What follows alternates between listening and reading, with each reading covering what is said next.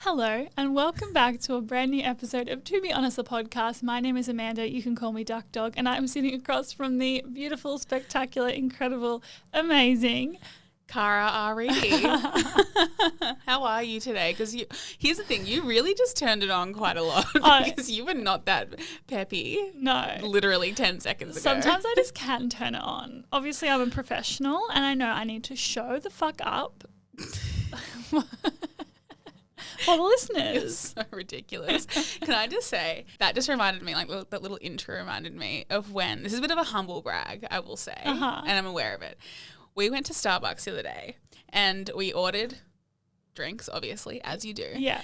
And one of the Starbucks workers listens to the podcast. Yeah. And she called out our names. Obviously, we just said like Amanda and Cara at the till. Yeah. And then when she made our drink, she called out our names like as we say them on the podcast. Yeah. So what did she say? She said Amanda Ducks. No. She said, thanks, Ducky. And Thanks, Ducky. I was like, wait, like who is that? Yeah. Like I didn't say that was my name. And then she said, Miss Cara Aridi. And I was like, I feel like I'm being called into the doctor's office. Yeah. But it was really cute. So yeah. I can't remember her name, but if you're listening, hello. You Thanks. really made our day with that one. That was a really highlight. fucking cute. Yeah. Really fucking cute. Yeah. Anyway, I think we need to get into the episode Okay. because let's be completely honest before we're honest and say that we're running a bit late today. Look, I am notoriously late for a lot of things. It's like something I'm consciously working on, but honestly not improving on very well. And today was another day where I was running late for things. And these things happen. It does happen. But yes, so we're running a bit late with recording. So let's get into what we have to be honest about. Mm-hmm. And what do you have to be honest about, Duck Dog Millionaire? Well, I have to be honest about the fact that I got a new tattoo. Oh, she's a tatted up queen. Oh, and I literally messaged my friend who's got like full sleeves, like she's covered in tattoos. And I was like, oh my God, I literally feel so tattooed right now. I do not imagine how you feel. Like, cannot imagine how you feel because I'm like, I literally look at my arm and I'm like, oh my God, I have so many tattoos. You do have quite a few. Was it number 15? I think it might have been number 16. Wow. I'll do a count post recording. Yeah. But we won't do a live count. No, I don't think that'll be entertaining. But yeah, I got a new tattoo yesterday. I love it. I feel great. And the vibes are high and I'm holding on. Okay. And I'm going to be my own number one. That was an Atomic Kitten reference for everyone who didn't get it. It's very niche. Yeah. Anyway, what do you have to be honest about, hun? Okay, I have to be honest about the fact, and you're going to roll your eyes so hard at this, that I think I might be a cockroach whisperer. This is the stupidest fucking thing I've ever heard you say. I literally don't even know why you're saying that. Why? I am. I think that my body and my mind has a sixth sense about when a cockroach is around and it wakes me up. Because I've woken up like 3 or 4 times over the past month and I've just found a cockroach in my bathroom. You don't think it was there the entire time? No, it was, but I think my body wakes me up to be like, cockroach around. Okay, I respect that you think that this is something that you are. Yeah. I feel like there's a but in there. No, that's all. Okay. Yeah. Well, I just think that, it's like a little talent, a little hidden like psychic talent that I have. Yeah. I haven't got the talent that comes along with it, which I think would be really handy, which is not being afraid of them because I walk in at night to my bathroom and there's one there and I spend like an hour trying to figure out what to do at like 3 a.m. But that's just something I've learned in the past week about myself. Something that I feel like I need to note is the fact that before Cara moved to the Gold Coast, like when she first saw a cockroach in our apartment, so let me provide some context. It's really hot and humid where we live, right? And like it's not uncommon to see cockroaches. I remember when I moved to the Gold Coast and I moved into a brand new apartment, there was always cockroaches. So and gross. It's gross, but it's just like exists, right? And I remember the first time we had a cockroach in our apartment, Cara was absolutely horrified because she was like, I have never seen a cockroach before. She literally had not seen a cockroach before. That's unfathomable. No, I hadn't seen one before and it was not okay in my books. I always thought cockroaches meant a place was like super dirty, which obviously like it's more likely that they will be around if it is super dirty. But our apartment is not dirty and I hate it with every fibre of my being. But you are a cockroach whisperer, so.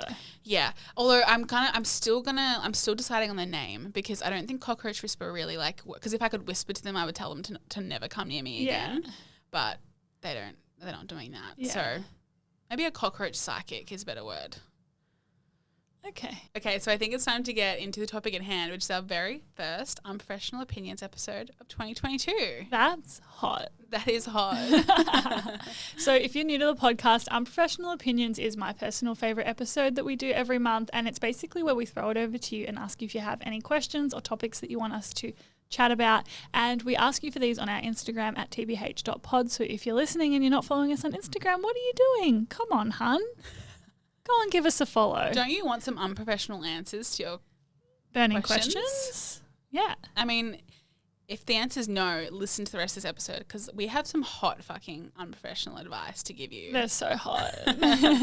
Anyway, let's get started. The first question that we have is age gap dating. What is acceptable? Let's start off strong, shall we? Let's start off strong. So I feel like age gap dating is so much a matter of opinion. Yes, and context as well. Yes, because like obviously should a 16-year-old date a 40-year-old? No. No. That's a flat out no. That's a flat out no, right? Yeah. But as you get older, you really notice how like, you know, for example, like women our age can be attracted to men older because there is some like stability and security attached to them being a bit older and like having more life shit figured out or and whatever, also right? like the other way around is like, you know, being our age, like you are more mature, you're more experienced, you generally kind of know yourself better and you have more understanding of what like a healthy, well, you'd hope so, what a healthy relationship is. Yeah. So let's use the same kind of like, I guess, age gap as an example. So 16-year-old to a shouldn't even be dating a 20-year-old. Here's the thing. I think some people might get a bit upset with us if they are dating people older than them. But like you're 16. Mm-hmm. 16 to 20 is a big gap. Yeah. 16 is in high school. 20 is out of high school, living life. Yeah. Do you agree with that? Yeah. 28 to 32, not that big of a gap. Yes. Like I would date a 32-year-old. Oh, yeah. I dated a 32-year-old when I was 24. I'm kidding. She's not. Anyway, the point is that I think it's about the maturity in terms of experience and everything. Yeah. Of the younger person in a lot of ways. Totally. And that's why I think as you kind of get older, you can naturally start to date people older than you, and it's healthier generally, and it's something that's more okay to do. I mean, we also obviously get into the legality of it if they're too young as well, which is obviously no one's going to say that's fine, especially not us. Yeah, but then you can also look at it the other way, and obviously we're talking in a very heteronormative sense right now.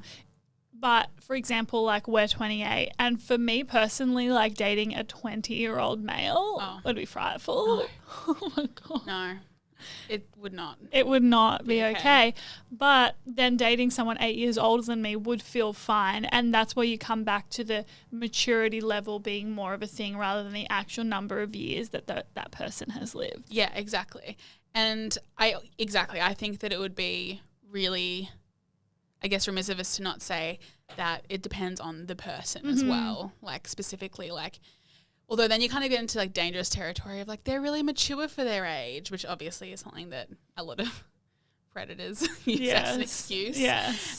So I think there's no like easy answer to this, like in terms of what is acceptable with an age gap, in my opinion. No, I agree. It's not like a black and white answer, and I don't think it ever has been or ever will be, to be honest. But I think that it's all about more the connection that you have with the person, whether you're at a similar stage in life to that person can sort of give you an answer as to whether it's acceptable or not. Yeah, and like the power dynamic, because obviously when someone's a lot older than you and if you are quite young or if it's vice versa, you can have a lot more power around in that relationship, and like that can obviously be very uneven in a lot of circumstances. Yeah. Okay, moving on to our next question, which is what is your best advice for someone struggling in high school? You know that we're like 11 years out of high school this year? It's frightful. My 10-year high school reunion was last year. Yeah, you didn't go though. I didn't go. I don't think anyone organised a reunion for my high school, which kind of makes sense. I was kind of shook to the core when one was organised for my high school though. Like I guess it makes sense, but like, yeah, I was shook to the core. Anyway, I didn't go. Yeah, you didn't go. I mean, you couldn't go. I couldn't also, the go. borders were closed. And but it was anyway. also on my birthday weekend, so It's a hard no. Yeah.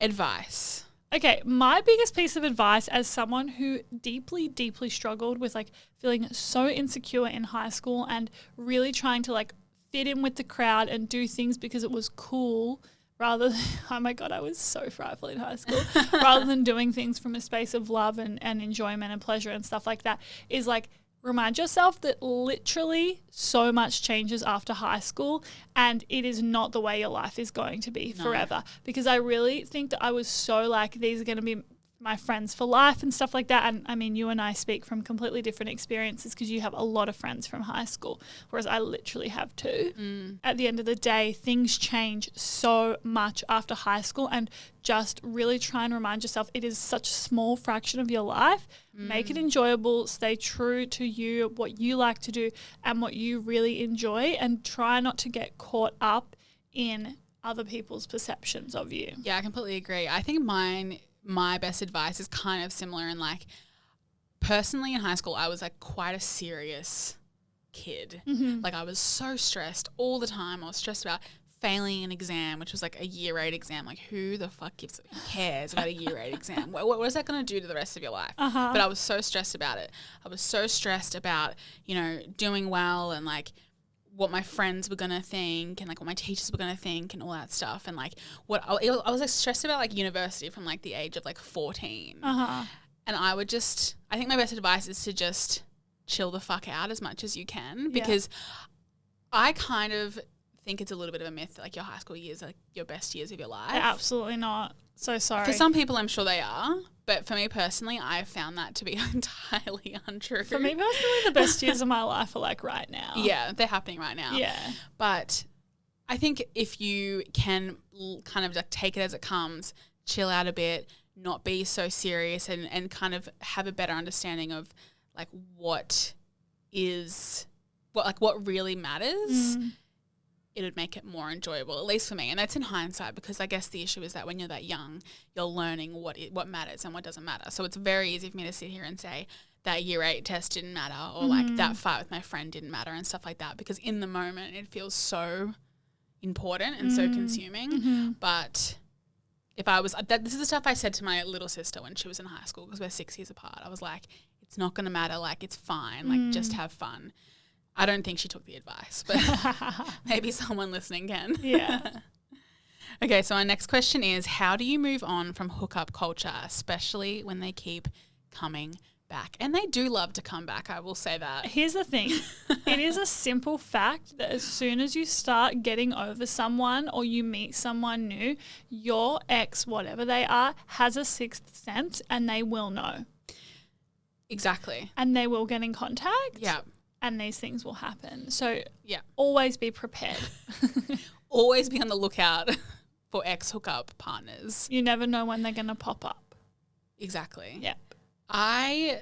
Moving on from like a very like a casual hookup, I think can be a bit, like if you have some feelings involved, it can be really hard because I feel like there's always that like little part in your mind that's like, but I could hook up with them again. Yeah. Like that was fun. Like that's fine. Well, and there's a certain part of when you're hooking up with someone that like it makes you feel desired and wanted and loved in some way. So even if it's the bare fucking minimum of what you want, it will still give you something which is validating rather than getting nothing at all. Completely. And I think obviously this person's asking, how do you move on? So they've obviously identified a reason for why they should move on. So we have to assume that either it was an unhealthy like hookup kind of like experience, or maybe they're just like, I'm kind of like over this, but there's something that is maybe tempting them to continue.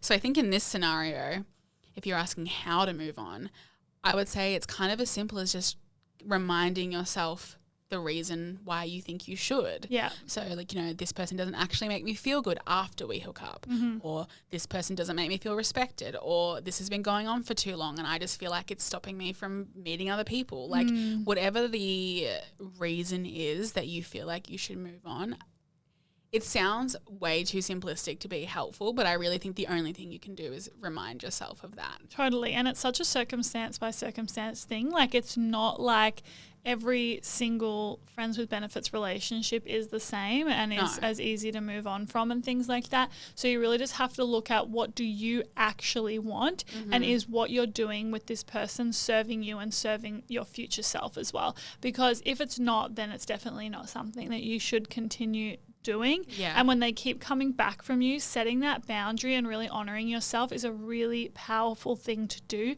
that will in turn open up space in your life for great, beautiful things. Yeah, I completely agree. And I also think that there's this kind of stigma around like officially calling it with like a casual hookup in terms of saying like, I don't want to hook up anymore. Yeah. Or like, please don't message me anymore. Like, I feel like there's a bit of a stigma around that, like saying, it's almost feeling like we're breaking up with them and it's like it's not that serious, if that makes sense. But you have every right to say to them, like, I'm just not feeling this anymore. Yeah. Like, can you just not message me? Or like, I think we should just, you know, see each other, like if you're friends, like see each other at parties or whatever. If they're not like getting the hint and like respecting your boundaries in terms of like social cues and it's stopping you from moving on, I think that as much as you can, like just calling it outwardly would be a good move. Yeah. Totally. Okay, Cara Aridi. Sorry, Miss Cara Aridi. Correct. Do you believe in love at first sight? What do you think my answer's going to be? It's obviously a fuck no. I don't believe in love at first sight, but I'm also very interested and like intrigued by people who say they do. Like we have a friend who is in a relationship and her partner said that he felt love at first sight when he saw our friend, which I'm not going to lie, it feels way more romantic coming from a man because they are. Well, the men that I know are emotionally unavailable. So it feels nice coming from a man. But and on the whole, I don't really believe in it because I just think that not that I've ever fucking been in love, so I really probably can't talk on this, but like I feel like there's so much more to it than looking at someone, obviously. Yes.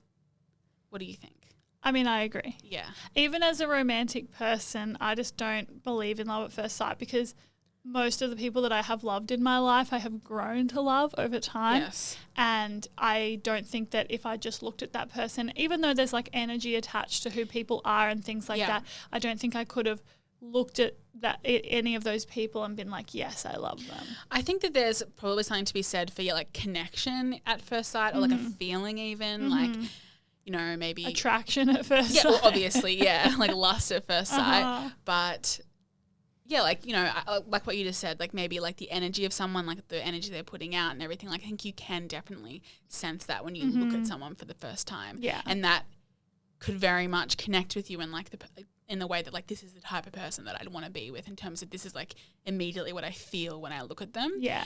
But love, I'm a bit skeptical on. But I'm actually really interested to hear other people's opinions because I feel like people are quite divided on this. Well, some people have experienced love at first sight, and so that's why they so wholeheartedly believe in it. And, you know, maybe it'll happen to you or I in the future. Maybe. It's more likely to happen to you, I feel. Why would you say that? Because you're more romantic than me. You're a romantic. No, I think that you could experience it. Love at first sight? Yeah. That's a very interesting thing for you to say. Okay. We'll see. It was love at first sight when I saw you. Oh, was it? Yeah. When did we first meet? Shut the fuck up. Okay. Next question. What are your thoughts on being a bossy girl?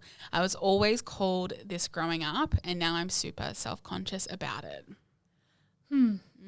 Here's the thing. It's kind of a lot to unpack here. There's a lot to unpack. First of all, women who are confident, who are outgoing, who know what they want, who say how they feel, who are assertive, can be called bossy because people are intimidated by them. And because we're not used to women who are assertive and who are confident and who are happy to express it. Yes. Yeah.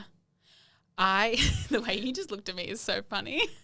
I was like, please say something. Nothing else is going to come out of my mouth.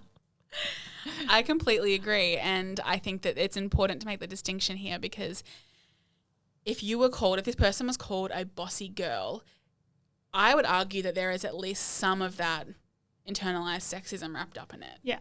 In terms of even if this person was, and this is what we're going to kind of get into, but even if this person was maybe a little bit inconsiderate in the way that they spoke to people, or maybe a little bit too pushy and stuff like that in a way that wasn't respectful of other people's boundaries and stuff like that, women who are like that, I feel like are always going to get judged harsher than men who are like that. Totally. So I think there's absolutely some like sexism involved in this whole thing.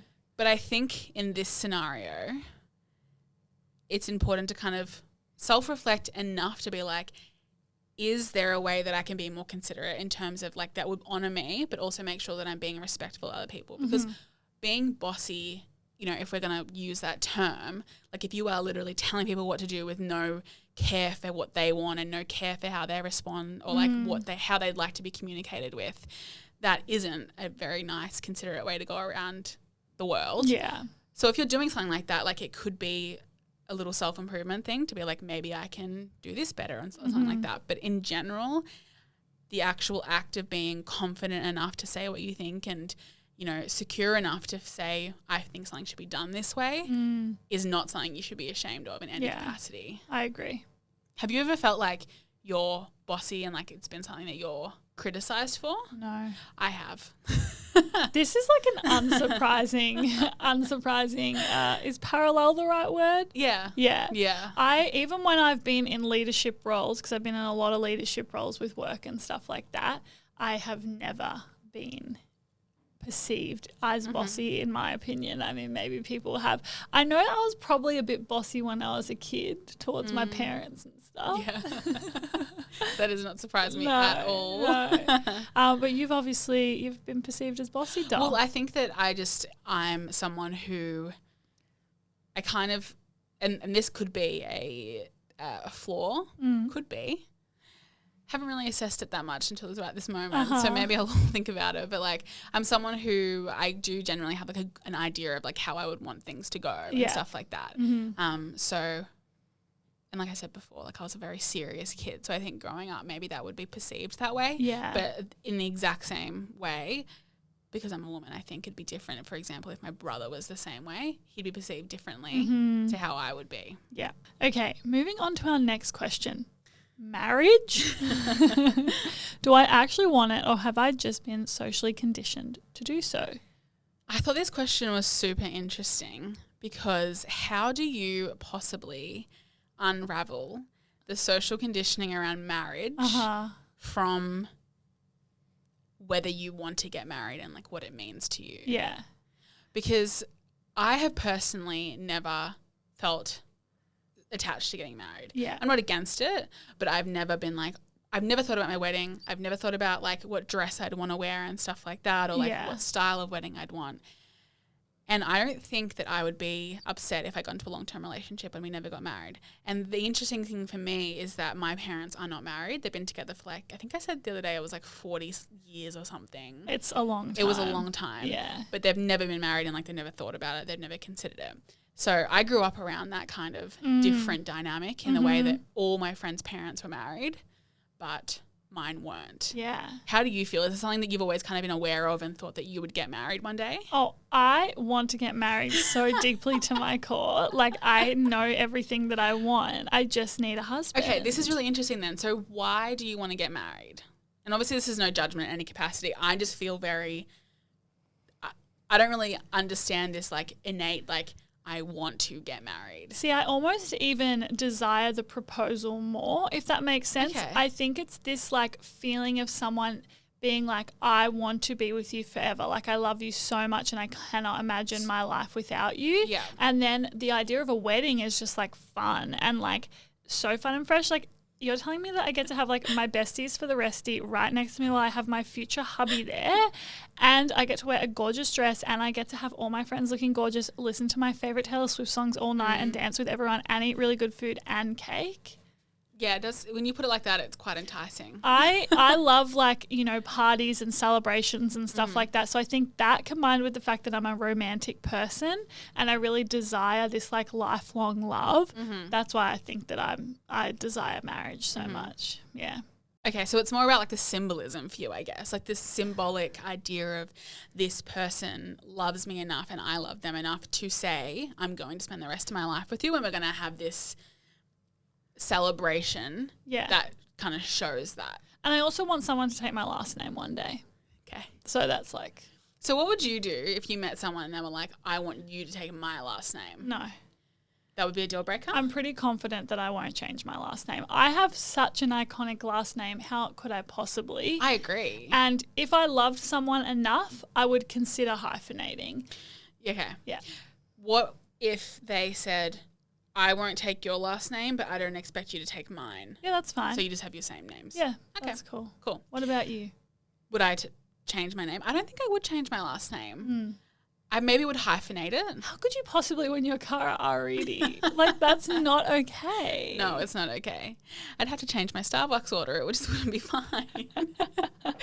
But I've never really thought about it until like this year. And I think that's because it's something that like I've mentioned before, like one of my best friends is getting married. I actually have a whole bunch of friends who are engaged now. And our friendship group has kind of been like talking about like we're in our late 20s. Like it's more realistic now than it's ever been. Not that, neither of us are in relationships, so it's not that realistic for us. I just need to have a side note for the fact that like a lot of our friends are getting into relationships right now. And like honestly at this point it's just me and Cara left. Our friends are falling like dominoes in terms of relationships. And it's just not okay. And I just like literally turned to Cara today and I was like, it's literally just me and you now, sister. Yeah. It's just me and you. So don't you go falling in love. Okay, we all know that the most likely scenario is that you're going to fall in love. You always say this. But it's true. Are you telling me it's not true? I think that you could fall in love, like not easily, but I just think that it would be so. No, I'm not going to say like it's going to be effortless because like obviously I know, like intimacy things and things like that. But I just think that you'd be such a great girlfriend. I agree. I just think it's more likely that you'll find someone. Because I have lower standards. No, because you don't have the intimacy issues that I have. No, I just have the relationship trauma. It's true. It's true. Anyway, Anyway, so our overall opinion on, we actually haven't even talked about the actual question, which is, do we want it or is it just social conditioning? And I think the answer is probably a bit of both. Yeah. And like I said at the beginning, like it's kind of hard to figure out what is what. Mm-hmm. Because, I mean, I don't really know the traditional like element of marriage in terms of like why it originated. I'm pretty sure it just originated like religiously, right? No idea. Yeah, I'm definitely just guessing on that one. Mm-hmm.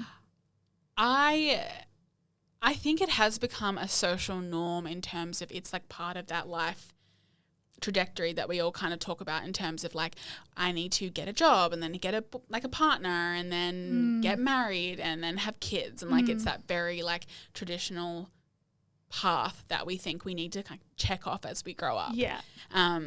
So I think there's definitely that element of, do I feel like I need to do it in order to be like, I don't know, like an adult. Yeah. Or have my shit together. Mm-hmm. But at the same time, like, even if you've been a bit social conditioned to want it, you still want it. Yeah.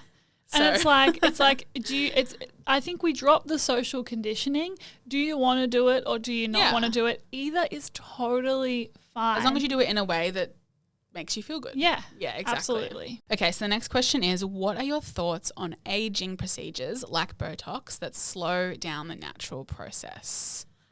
My thought is I don't really care what anyone does with their body as long as it's not harmful to themselves or others. Mm-hmm. I completely agree. Yeah. Have you ever thought about getting like Botox or anything? You have? Yeah.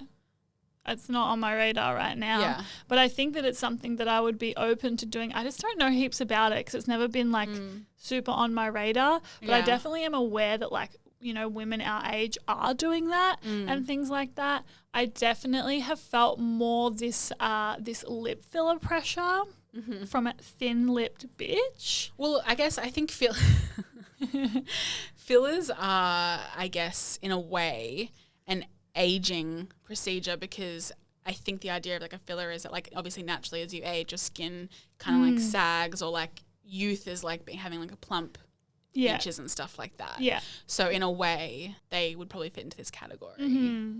So you've thought about those kinds of things, but obviously you've never gotten not them, seriously enough. but to you actually wouldn't rule it out for the future. Yeah. Yeah. What about you? I would agree. Like, I've never thought about getting them. Like, I've never thought about getting fillers or like Botox or anything like that. I wouldn't say that I won't ever get them. Mm-hmm. I can't see myself getting them in the near future. Yeah.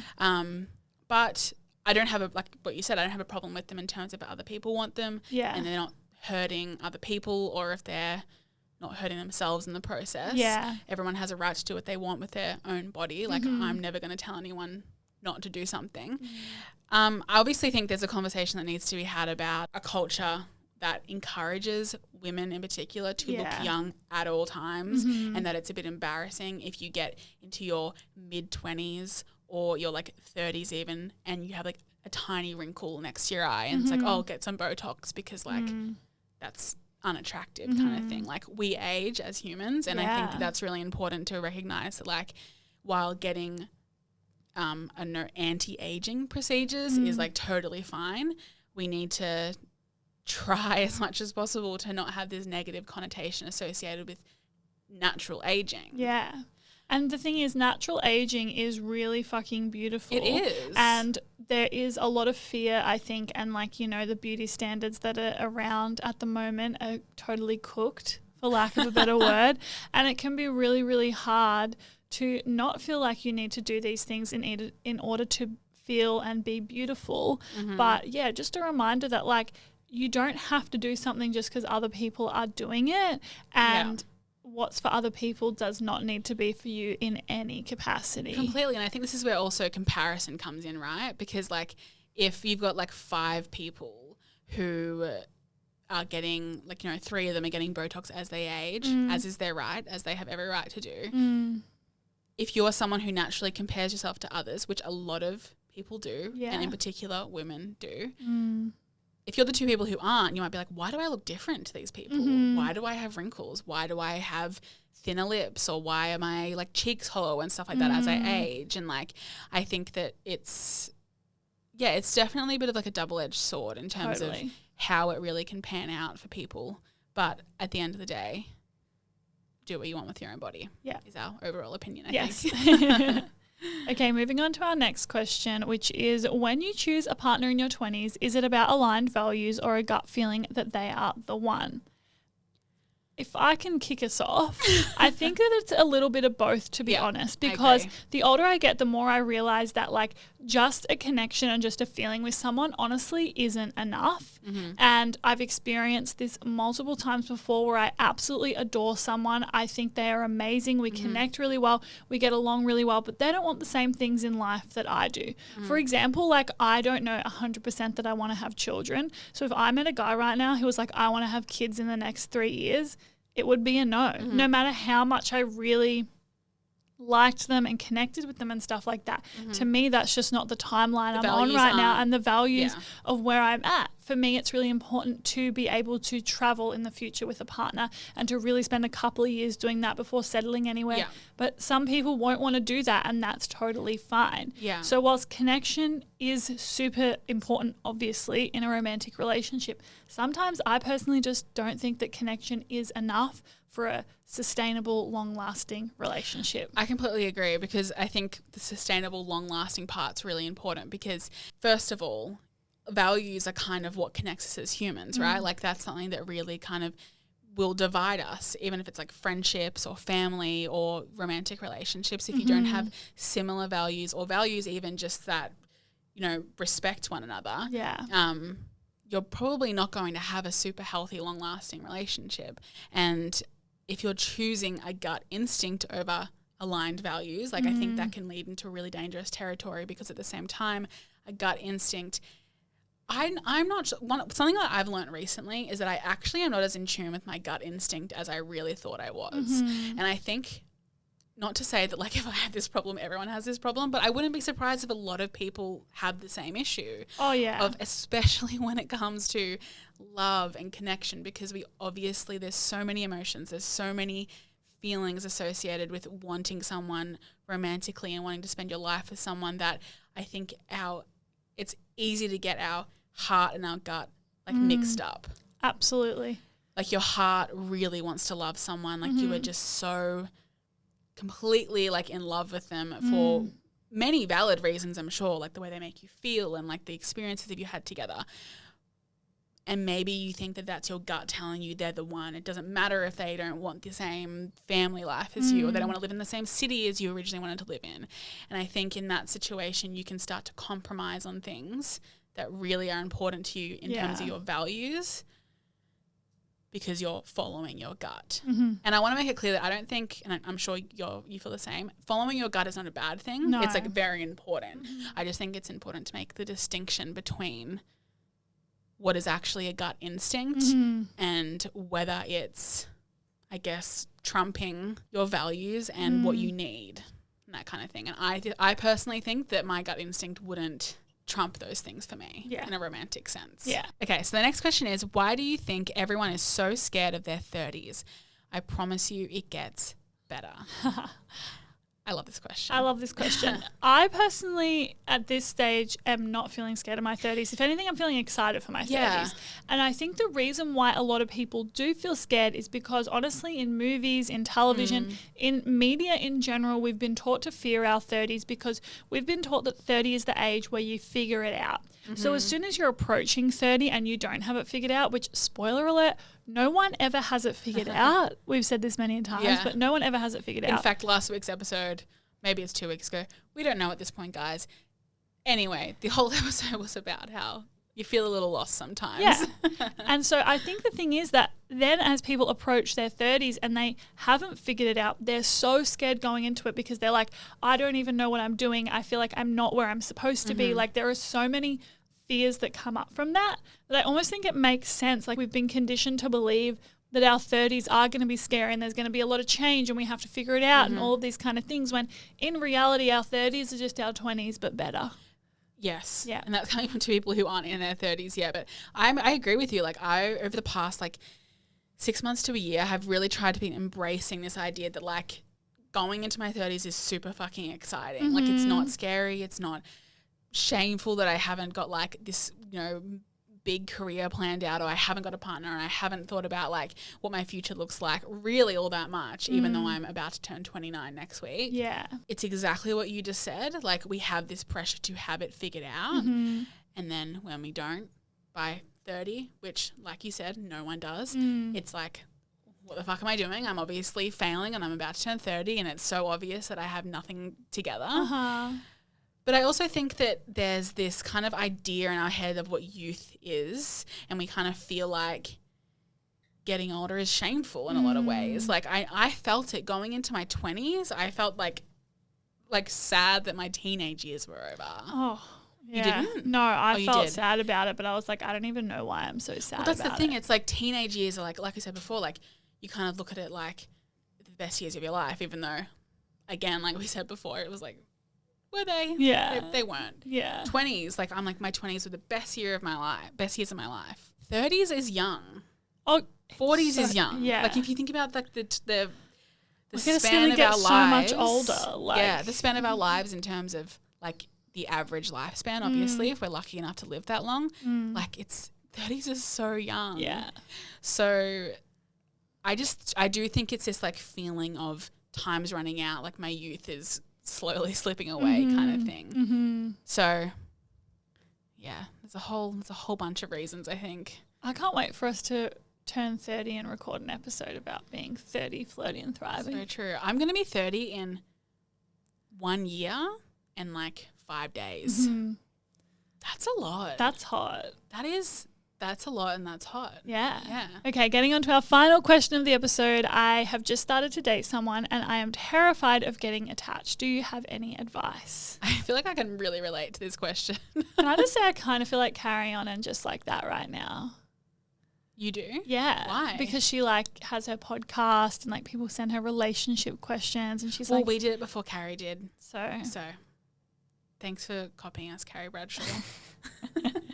I relate to this question because getting attached is really fucking scary. If you're not used to kind of like being super vulnerable and like allowing yourself to get into a relationship where you are kind of all in a way. Yeah. Like, and maybe this is because you've had a bad experience in the past, or, you know, someone who has taken advantage of that attachment or that love that you've had for them. Or maybe it's just because, like, if you're like me, like, you haven't had that experience before, so it's super scary to do it for the first time. My advice for this is to kind of, like, lean into it gently.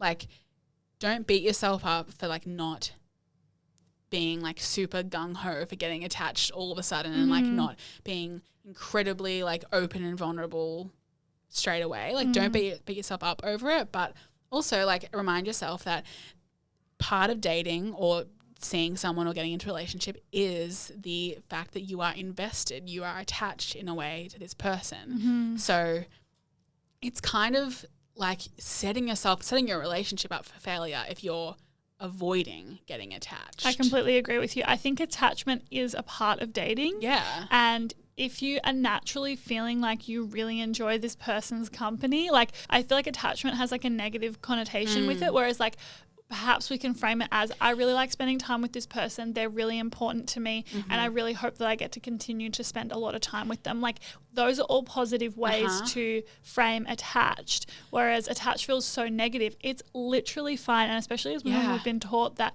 attachment is a negative thing. It's not. It's completely human. It's completely natural. And if you are dating someone and you're not feeling any attachment to them at all, that would be the problem. Yeah, and I think, like, if you're talking about negative connotation towards the word attached, I completely agree, because I think attached can be, and I've definitely thought this in the past because I have an avoidant attachment style. So I have thought that attachment and codependency, or, like, lack of independence, were kind of all the same thing. Yeah. Like, I thought if I was attached to someone, I would be losing my independence, which I think that's just not the case. No, like, you can be independent and you can be self-sufficient and you can still be attached to someone emotionally. Like, you can still have love for them and you can still be getting a lot from them emotionally. And I think that would be considered attachment. It doesn't have to be unhealthy. In fact, it shouldn't be an unhealthy attachment. Yeah. So completely agree. Like, remove the shame around it and just go with how you feel. Just be Miss Independent, Miss Self-sufficient. Self-Sufficient. But then the next line is Miss Keep Your Distance. Miss Don't Keep Your Distance. Have some attachment. You know what? I have a really strong memory associated with that song, and it's kind of making a lot of sense for my attachment issues. Thanks a lot, Kelly Clarkson. Oh my God, Maybe I Kelly, hit her up for my therapy price. Kelly Clarkson really is something else. Like, she did so much. She did so much. I love her. I love her too. And I think that's a beautiful way to end the episode. Oh, good for you, hun, chiming in there with that. Thank you so much for listening to this week's episode. We really hope you enjoyed. As always, you can find us on Instagram at tbh.pod. You can find Miss Reedy on Instagram at Cara R. Reedy and myself at Amanda Dux. We really appreciate you listening. And if you do love the episode as much as we loved recording, we'd love if you could leave us a review on Apple Podcasts. It really helps us out. And subscribe to our YouTube channel. Oh, yeah. What in the world are you doing not subscribe to our YouTube channel, you silly little sausage? Silly little goose. Why aren't you subscribed? Honestly. The link will be in the show notes, so we'd really appreciate it if you could subscribe. Yeah. And as always, we'll be back in your ears next Friday. Have a beautiful week. Have a beautiful week. Bye. Love you so much. Bye.